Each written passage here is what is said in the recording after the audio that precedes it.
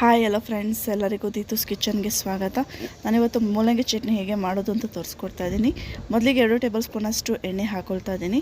ಇದಕ್ಕೆ 1 ಟೇಬಲ್ ಸ್ಪೂನಷ್ಟು ಕಡಲೆಬೇಳೆನ ಹಾಕ್ಕೊಳ್ತಾ ಇದ್ದೀನಿ. ಎಣ್ಣೆ ಸ್ವಲ್ಪ ಕಾಯ್ದಿರಲಿ. ಇದನ್ನ ನೀವು ಲೋ ಫ್ಲೇಮಲ್ಲಿ ಕಡಲೆಬೇಳೆ ಹಾಕ್ಕೊಂಡು ಸ್ವಲ್ಪ ಕಲರ್ ಚೇಂಜ್ ಆಗೋ ತನಕ ಅದನ್ನು ಫ್ರೈ ಮಾಡ್ಕೊಳ್ಳಿ. ನೆಕ್ಸ್ಟ್ ಇದಕ್ಕೆ ನಾನು 1 ಟೇಬಲ್ ಸ್ಪೂನಷ್ಟು ಜೀರಿಗೆ ಕೂಡ ಹಾಕ್ಕೊಳ್ತಾ ಇದ್ದೀನಿ. ಈ ರೆಸಿಪಿ ಮಾಡೋದು ತುಂಬ ಸುಲಭ, ಯಾರು ಬೇಕಾದರೂ ಟ್ರೈ ಮಾಡ್ಬೋದು, ತುಂಬ ಚೆನ್ನಾಗಿರುತ್ತೆ. ಹಾಗೆ ನಾನು ಒಂದು 7 ಪಪ್ಪಷ್ಟು ಬೆಳ್ಳುಳ್ಳಿಯನ್ನು ಬಿಡಿಸಿ ಕೂಡ ಹಾಕ್ಕೊಳ್ತಾ ಇದ್ದೀನಿ. ಇದು ಸ್ವಲ್ಪ ಕಲರ್ ಚೇಂಜ್ ಆಗೋ ತನಕ ನಾವು ಫ್ರೈ ಮಾಡ್ಕೋಬೇಕಾಗತ್ತೆ. ನೀವೇನಾದರೂ ಹೊಸದಾಗಿ ನನ್ನ ಚಾನಲ್ನ ನೋಡ್ತಾ ಇದ್ದರೆ ಈಗಲೇ ಸಬ್ಸ್ಕ್ರೈಬ್ ಮಾಡ್ಕೊಳ್ಳಿ. ಖಂಡಿತವಾಗ್ಲೂ ನಿಮಗೆ ಈ ರೆಸಿಪಿ ಇಷ್ಟ ಆಗುತ್ತೆ ಅಂತ ಅಂದ್ಕೊಂಡಿದ್ದೀನಿ. ಇದಕ್ಕೆ ನಾನು 1 ಈರುಳ್ಳಿನ ನಾನು ಮೀಡಿಯಮ್ ಸೈಜಲ್ಲಿ ಕಟ್ ಮಾಡಿ ಇಟ್ಕೊಂಡಿದ್ದೀನಿ. ಚೆನ್ನಾಗಿ ಫ್ರೈ ಮಾಡ್ಕೋಬೇಕಾಗತ್ತೆ. ಕೆಲವರು ಮಕ್ಕಳು ಆಗಲಿ ದೊಡ್ಡವರಾಗಲಿ ಮೂಲಂಗಿ ತಿನ್ನೋದಿಲ್ಲ ಖಾರ ಅಂತೇಳಿ. ಅದರ ಬದಲು ನೀವು ಈ ರೀತಿ ಚಟ್ನಿ ಮಾಡ್ಕೊಂಡು ತಿಂದರೆ ತುಂಬ ಟೇಸ್ಟಿಯಾಗಿರುತ್ತೆ, ಆರೋಗ್ಯಕ್ಕೆ ತುಂಬ ಒಳ್ಳೆಯದು. ನೋಡಿ, ಈಗ ಸ್ವಲ್ಪ ಕಲರ್ ಚೇಂಜ್ ಆಗಬೇಕು ಈರುಳ್ಳಿ ಕೂಡ, ಅಲ್ಲಿ ತನಕ ನೀವು ಈ ರೀತಿ ಫ್ರೈ ಮಾಡ್ಕೊಳ್ಳಿ. ತುಂಬ ಈಸಿ ಇದೆ ರೆಸಿಪಿ, ತುಂಬ ಟೇಸ್ಟಿಯಾಗಿರುತ್ತೆ. ನೀವು ಇದನ್ನು ಅನ್ನಕ್ಕೆ, ಚಪಾತಿ, ದೋಸೆಗೆಲ್ಲ ತುಂಬ ಚೆನ್ನಾಗಿರುತ್ತೆ. ಸ್ವಲ್ಪ ಸ್ಪೈಸಿ ಇದ್ದರೆ ಖಾರವಾಗಿ ತುಂಬ ಚೆನ್ನಾಗಿರುತ್ತೆ. ನೋಡಿ, ಈಗ ನಾನು ಖಾರಕ್ಕೆ 2 ಮೆಣಸಿನ್ಕಾಯಿ ಹಾಕ್ಕೊಳ್ತಾ ಇದ್ದೀನಿ. ಒಂದು ಒಣಮೆಣಸಿನ್ಕಾಯಿ ಕೆಂಪದು, 1 ಹಸಿಮೆಣಸಿನ್ಕಾಯಿ ಹಾಕ್ಕೊಳ್ತಾ ಇದ್ದೀನಿ. ಈ ರೀತಿ ನೀಟಾಗಿ ಫ್ರೈ ಮಾಡ್ಕೋಬೇಕಾಗತ್ತೆ. ಮೂಲಂಗಿ ತಿನ್ನೋದ್ರಿಂದ ನಮಗೆ ಇಂಡೈಜೆಷನ್ ಆಗಿದೆ, ಡೈಜೆಷನ್ಗೆ ಹೆಲ್ಪ್ ಮಾಡುತ್ತೆ. ನೋಡಿ, ತುಂಬ ಒಳ್ಳೆಯದು ಆರೋಗ್ಯಕ್ಕೆ ಮೂಲಂಗಿ. ಈ ರೀತಿ ಚಟ್ನಿ ಮಾಡಿ ಇಟ್ಕೊಂಡ್ರೆ ನೀವು 15 ದಿನ ಕೆಡೋಲ್ಲ. ಚಟ್ನಿ ಫ್ರಿಜ್ಜಲ್ಲಿ ಇಟ್ಕೋಬೋದು ನೀವು, ಯಾಕಂದರೆ ನಾವಿಲ್ಲಿ ಎಣ್ಣೆಯಲ್ಲಿ ಹುರಿತಾ ಇದ್ದೀವಲ್ಲ, ಸ್ವಲ್ಪ ನೀರು ಹಾಕೋದಿಲ್ಲ. ಸೊ ಇದರಿಂದ ಚಟ್ನಿ ಕೆಡೋದಿಲ್ಲ. ನಾವು 15 ದಿನ ಫ್ರಿಜ್ಜಲ್ಲಿ ಇಡ್ಬೋದು. ನೆಕ್ಸ್ಟ್ ನಾನು 2 ಮೀಡಿಯಮ್ ಸೈಜ್ ಮೂಲಂಗಿನ ಕಟ್ ಮಾಡಿ ಇಟ್ಕೊಂಡಿದ್ದೀನಿ. ಮೀಡಿಯಮ್ ಅಂದರೆ ಒಂದು ಏಲಕ್ಕಿ ಬಾಳೆಯಷ್ಟು ಸೈಜಷ್ಟು ನಾನು ತೊಗೊಂಡಿದ್ದೀನಿ. ಮೂಲಂಗಿ ಕಟ್ ಮಾಡಿ ಇಟ್ಕೊಂಡಿದ್ದೀನಿ. ಈ ರೀತಿ ಕಟ್ ಮಾಡಿಕೊಂಡು ಫ್ರೈ ಮಾಡ್ಕೋಬೇಕಾಗತ್ತೆ.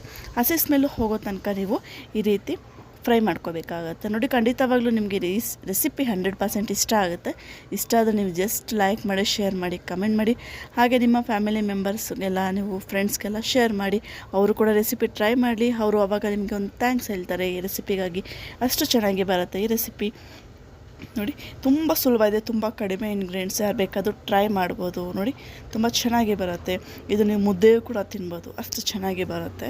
ನೋಡಿ, ಈ ರೀತಿ ಚೆನ್ನಾಗಿ ಫ್ರೈ ಮಾಡ್ಕೋಬೇಕು.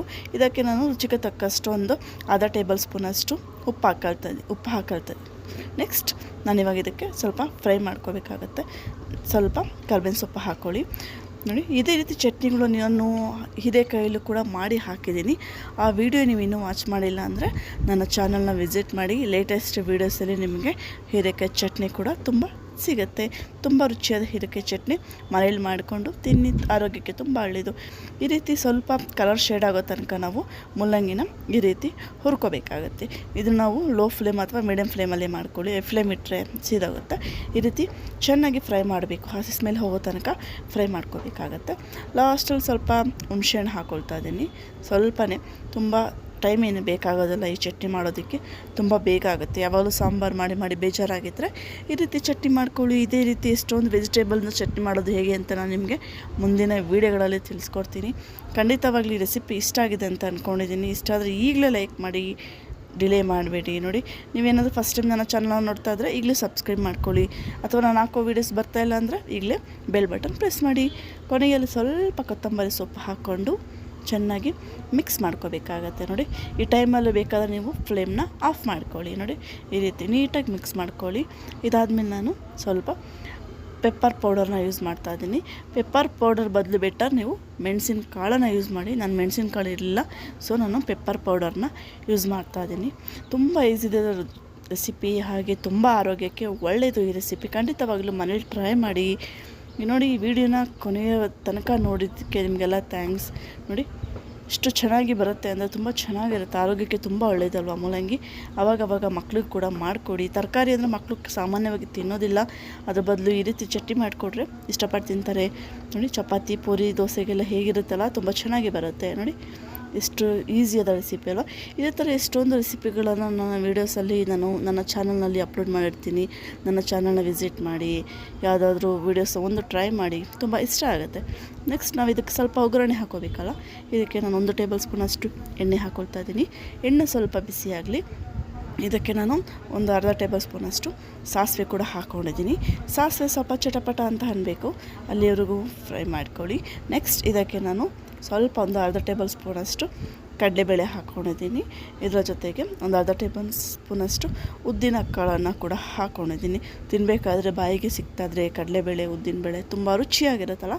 ಸೊ ಅದರಿಂದ ನೋಡಿ ಈ ರೀತಿ ಸ್ವಲ್ಪ ಕಲರ್ ಚೇಂಜ್ ಆಗೋ ತನಕ ಇದನ್ನು ಈ ರೀತಿ ಫ್ರೈ ಮಾಡ್ಕೊಳ್ಳಿ. ನೆಕ್ಸ್ಟ್ ನಾನು ಇದಕ್ಕೆ 3 ಕರಿಬೇವಿನ ಸೊಪ್ಪು ಕೂಡ ಹಾಕ್ಕೊಳ್ತಾ ಇದ್ದೀನಿ. ಹಾಕ್ಕೊಂಡು ಸ್ಟವ್ನ ಆಫ್ ಮಾಡಿಬಿಡಿ. ಈಗ ಅದು ಬಿಸಿಲೇ ಫ್ರೈ ಆಗುತ್ತೆ. ನೆಕ್ಸ್ಟ್ ಈ ಒಗ್ಗರಣೆನ ನಾವು ಮೂಲಂಗಿ ಚಟ್ನಿಗೆ ಹಾಕ್ಕೊಳ್ಳೋಣ ಬನ್ನಿ. ಅದಕ್ಕೆ ಮುಂಚೆ ಮೂಲಂಗಿ ಫ್ರೈ ಮಾಡಿದ್ದೀವಲ್ಲ, ಅದು ನೀಟಾಗಿ ಆರಿದೆ 5 ನಿಮಿಷ ನೋಡಿ.